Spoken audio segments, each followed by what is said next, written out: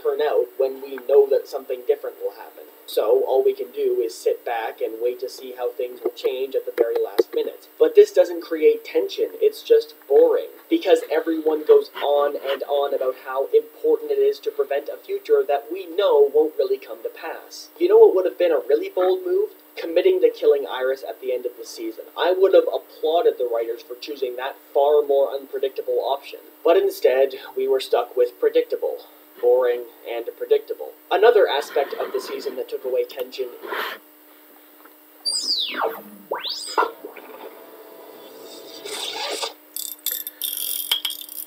Tighten a mainspring, and it has to unwind when you start pulling the barrel is transferred that it moves the water away from the rocket built into each link, habitually the balance wheel. The escapement mechanism keeps the balance wheel vibrating and allows the watch's gears to advance by a set amount each swing. Thus, the balance wheel oscillates back and forth with each motion. Good luck, everyone. The same amount of time. Thank you. The way they do because they have to. Water flows downhill. Many thanks. And it returns. If everything is in the right place, then the world will always move exactly how we expect it to, because it can't not do that. But what if you had the ability to reach into our universe and rearrange the various cogs and wheels of existence? Maybe even add new ones, stop certain gears, or start others early. What if you could control the very mainspring, escapement mechanism, and balance wheel of reality? Then you just might be one of the most powerful entities in all of creation. Hello, I'm Mike. This is the Imaginary Axis, and one of the most popular pastimes on this channel involves exploring exactly how powerful certain comic book characters are, mathematically, scientifically. And I'm not gonna lie, it can get a little overwhelming. I often feel like there's a certain expectation to outdo myself, and each time I tackle a video like this, I purposefully try to find a character that makes the last character look impressive by comparison, and looking forward to getting smarter and harder. But recently, there's been a newcomer in the DC universe who keeps getting hyped up as one of the greatest threats in all of comic book history.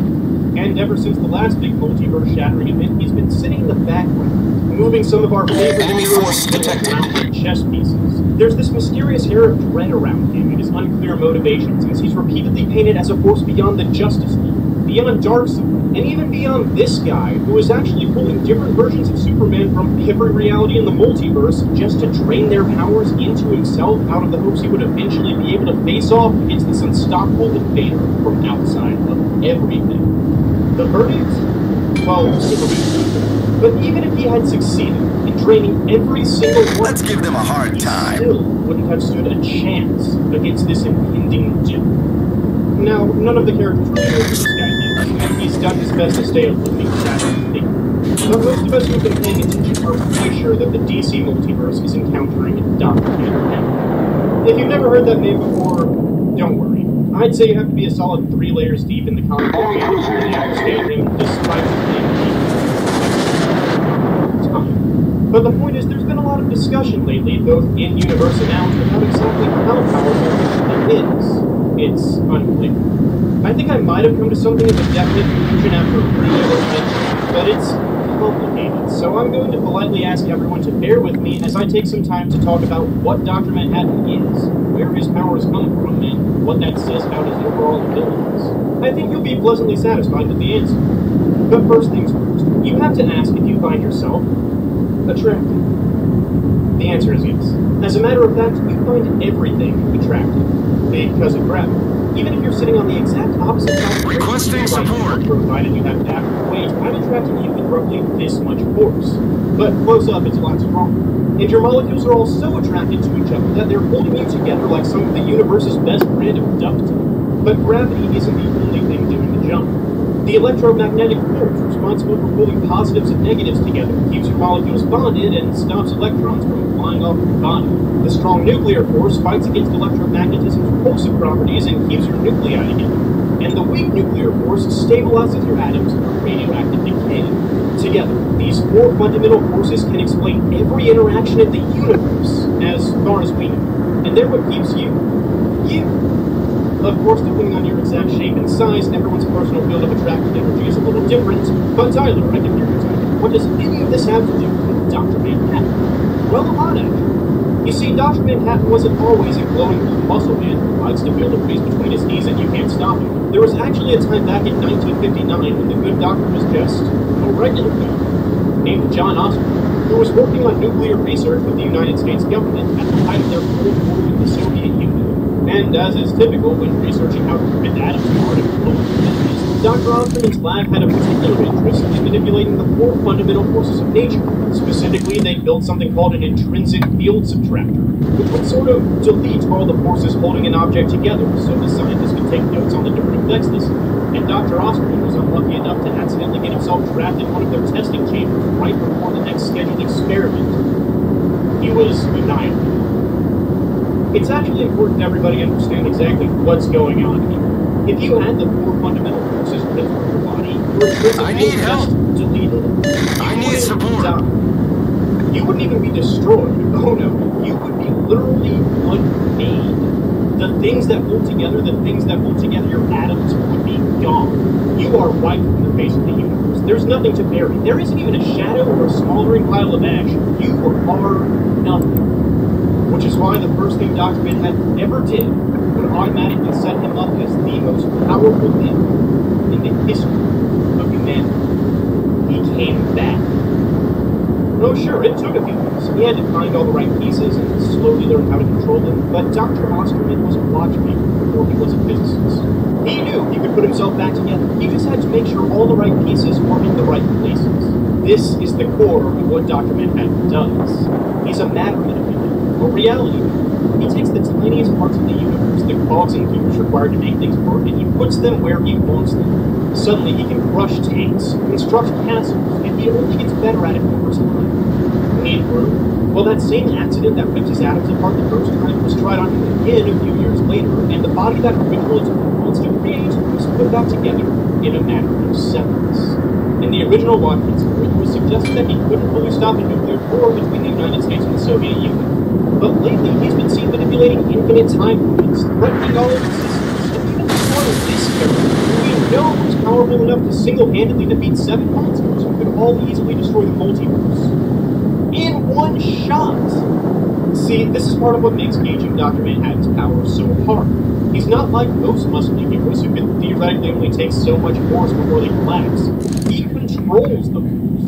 Concentrate fire on the designated target. As fast as he wants. So our real questions are, how much force can he control at once? How much authority does he have over it?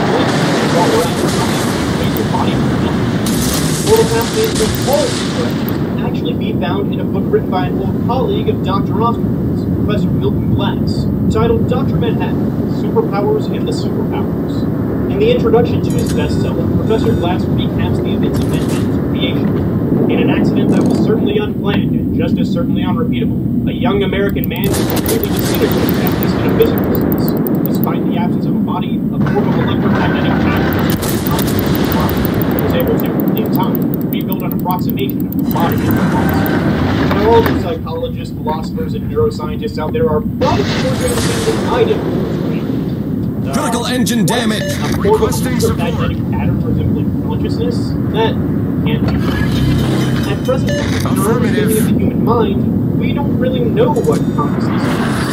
Despite the Problem solved, sir. been researching the subject, we haven't found a consciousness section of the brain, and we don't have any subjects that are reflected in it. The truth is, none of us understand why we're definitively capable of acknowledging our own systems. So where does Professor Glass get off saying he found a form of electromagnetic pattern resembling consciousness after John's apparent death? Well, obviously I can't speak for the writer or the professor, but if you break that sentence down with neuroscience and philosophy in mind, I actually think it might be trying to say 2 things. 1. After Dr. Osterman was destroyed, we detected a form of electromagnetic pattern in the area that was in neural lines. It looked like something was thinking, despite there being no body present.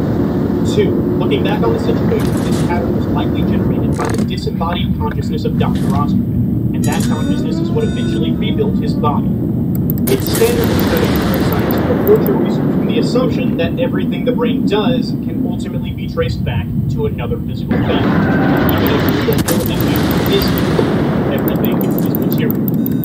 Because that's how science works. It's the study of the natural, the physical. We have to assume the consciousness is something in the brain caused by these patterns. But what if it isn't? What if your consciousness is outside of the brain in some immaterial state untouched by science, and it influences the patterns? This is a concept called mind-body dualism that proposes your body isn't actually you. You are some force outside the body, tied down to it, manipulating it like a puppet. And somewhere at the very beginning of this chain of events that leads to you thinking and eventually moving is an immaterial push from the real you that gets it all started. And I believe that both I and Professor Milton Glass determined that's what God is.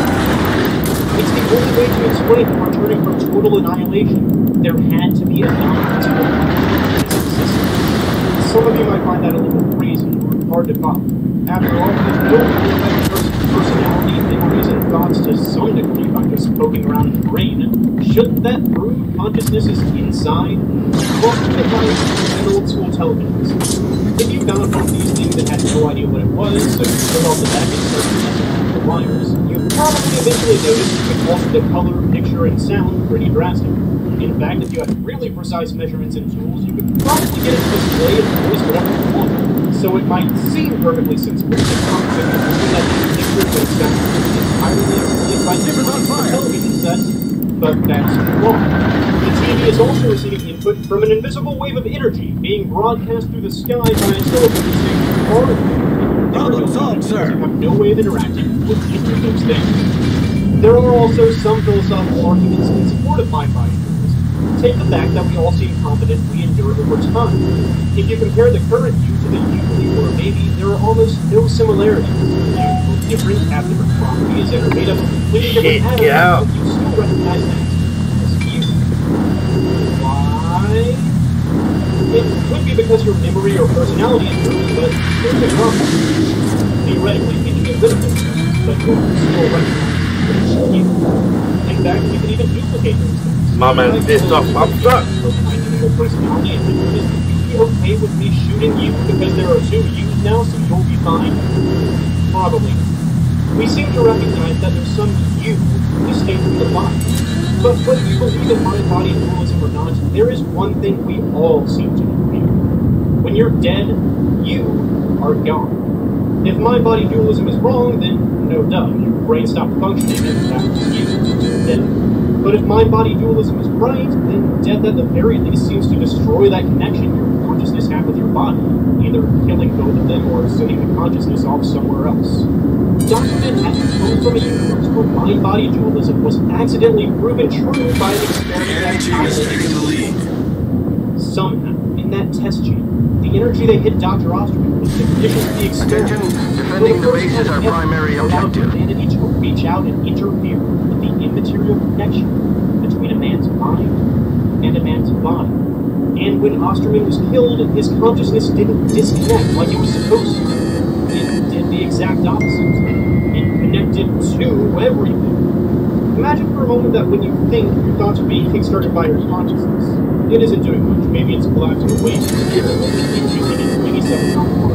and it's restricted to your brain. Now imagine if it was free. If it would move any particles of light anywhere else. This thing we call Dr. Manhattan isn't even really Dr. Manhattan. It's just a bunch of atoms and particles he pulled together to give you something to look at and talk to.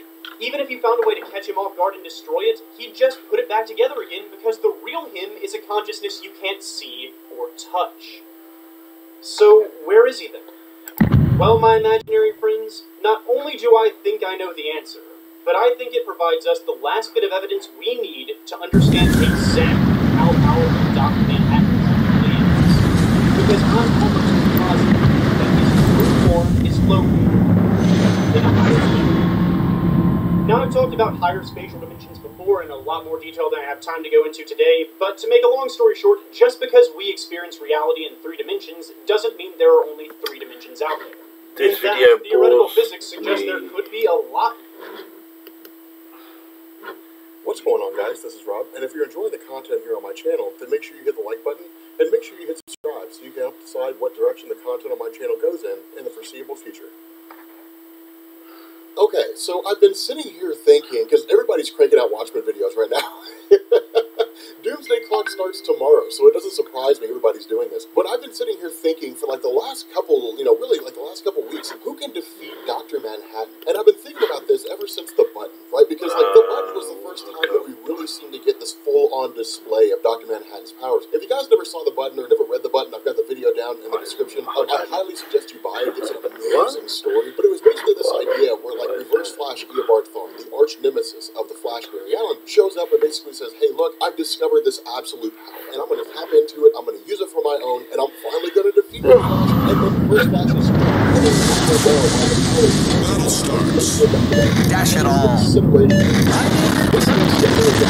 Of the button, that is to say, the button. Attention, support that target. Issue number 1, the one shot that Attention, support that target. That really set us as readers on the path of, oh my god, the Watchmen are in the DC universe.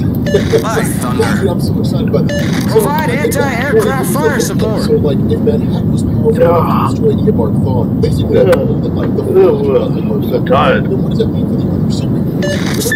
There's Superman, there's Wonder Woman, there's a lot of heroes out there that are... Let's give them a hard time. Most anybody would sit down and say, no way Superman stands a chance against Dr. Manhattan. But it is kind of... Do not let the enemy take the base. But let's flash forward, over to like, the Oz effect, right? Like, we just finished doing the Oz effect. And it's basically...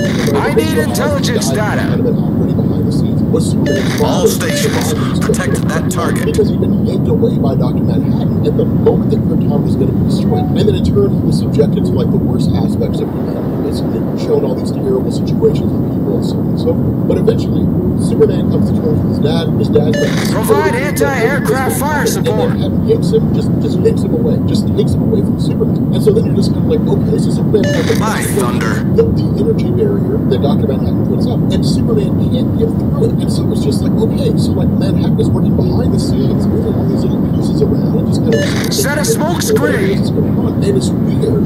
Many thanks. You're trying to figure out what role he plays, but every single step of the way where the Earth's superheroes encounter him, they can't. Stone the crows. I need intelligence There's data. more that they can get past. Maybe the Presence, who's basically the god of the DC universe, the Presence might be able to stand a chance. Repel air attack. So here's the deal. Attack enemy aircraft. Power of Manhattan on display. We're going to put this power on display, and we're going to answer the question, can anybody defeat it? The answer is actually going to surprise the heck out of you. So, the timeline of DC, the timeline of everything from 2011, when DC said we wanted to act like we never published a story before, all the time we started writing down. This timeline follows this. So, Barry Allen was sitting at home right now, presumably was sitting so then what is that? What ends up happening is it creates a chain of events. Reporting the position of a strategic target. Goes away, and it's replaced by the fact that everything bad that can happen has happened. Bruce Wayne was shot by George Floyd instead of he was a Martha Wayne took the joke and Thomas Wayne became Batman, and he was ruthless. Cyborg worked for the federal government. Superman was very stubborn and protected him like a room full of red solidification, and his powers never emerged. Reporting the position of a strategic target. Concentrate fire on the enemy warship. There were all kinds of things that were going on. It was like the worst case scenario. Concentrate fire on the It's one of the coolest moments in the story. And we find out that Barry Allen didn't remember going back in time. And he did. This whole universe. And so Barry's response is, okay, well then I have to just let my mom die. So Barry Allen goes back and lets his mom die. Now, this is where Dr. Manhattan steps in. At least I'm presuming this is where it is.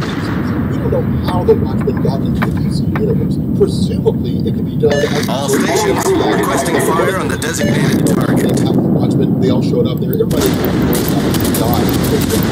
Manhattan looked around and was just like, this is crazy. Like, look, the conflict with Superman and the conflict the Watchmen was designed to be the real world in a lot of different ways. And so when Manhattan shows up, the next man says, oh my god, Superman, I wonder how much control I can have. Well, then when Barry Allen goes back and tells his mom, Manhattan steps in and says, well, now 10 years has gone from everybody's life, nobody remembers who they were before, and they're basically kind of power is crazy because you're talking about like reality manipulation. You're talking about remember, when it came to like the principles, we're not just talking about Batman and Superman and we're talking about everything, which means Constantine, Lucifer, Morningstar, the present. We're talking about all these things that all have their own and those have 10 years of their lives removed by Manhattan. And so it's just like, okay, this is getting kind of crazy, but this is if we're talking about power that's above the most powerful being that we've ever seen, then what chance will this try to stop it? Well, okay, run over the roster for a second. Batman, I don't care what the Batman can say. When it comes to Wonder Woman, not a chance. The Flash, no way. Concentrate fire on But he's not that powerful. The White Man, Jamie again, by the way. not a chance. You just like the big teenage, but it's cute. Break the White Man. What time is it again? About an hour's time. So that's out the window. But Superman, no way Superman has a chance going toe-to-toe against Batman. No way. Concentrate fire on the enemy warship. And so that brings into the equation the question of Superman is by and large considered to be one of the most powerful beings on Earth, if not the most. Manhunter, Shazam, different things like that. But again, Shazam has always been the equal of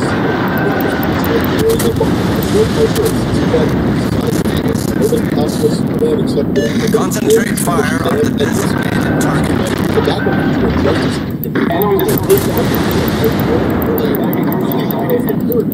All stations, concentrate fire. So that asks the question, who do I think Support the allied target. the person that feathers? So this is going to be a very polarizing response. The person that I think that is a woman that they Now I imagine a lot of people are just like, who in the world is it's just some Attention, reporting the target position. Operations, there's nothing special except for the fact that she can shut down the power of other people. That's one of the coolest things out there. So that's the only way you can be that is to shut down his powers. And that's it. That's the only way you can all the way into the past. Back in and stopped him before the whole, critically damaged. I bet you can do that. But time travel seems like it would be a cheap way to stop him, right? Like, DC doesn't think time travel Fire on the designated target. story. If you have Superman, who's basically Justice League shut down, you have all these guys getting wrecked left and right. Bam, bam, bam, bam, bam, bam, bam. And then you just have this low story, and suddenly that happens. He's just a naked guy. That could be amazing to me. The chance you never expect. You never expect it with like Superman versus Doctor. Fire on the target. Okay, we're going to this story. This is a Requesting fire on the designated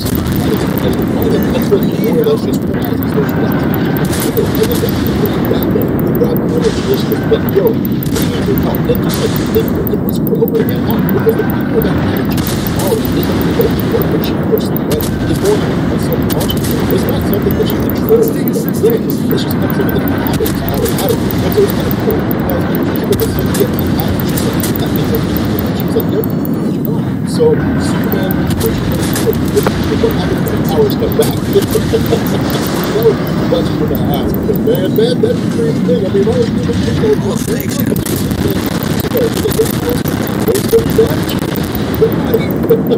things are going to be rough for you guys.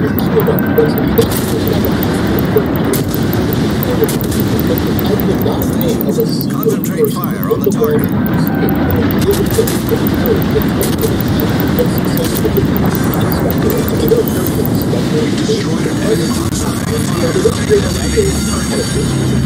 Turret critically damaged. But that's all.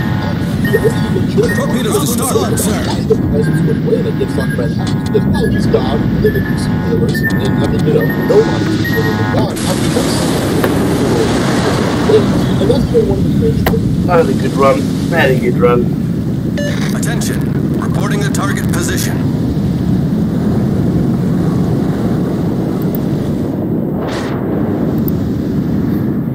Attention. Reporting the target position. He's taking the lead.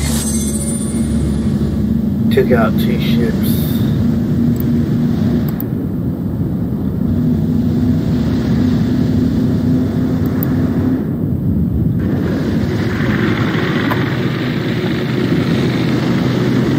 Requesting assistance. So, All stations that requesting KO. fire on the designated target.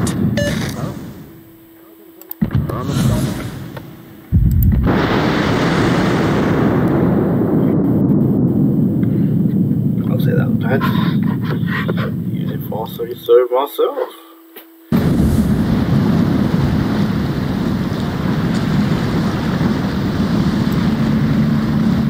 No, I don't understand.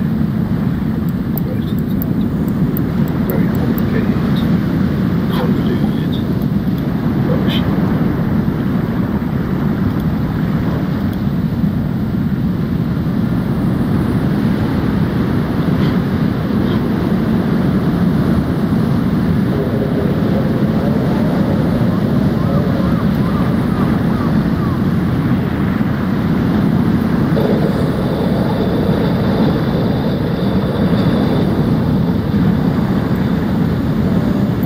I don't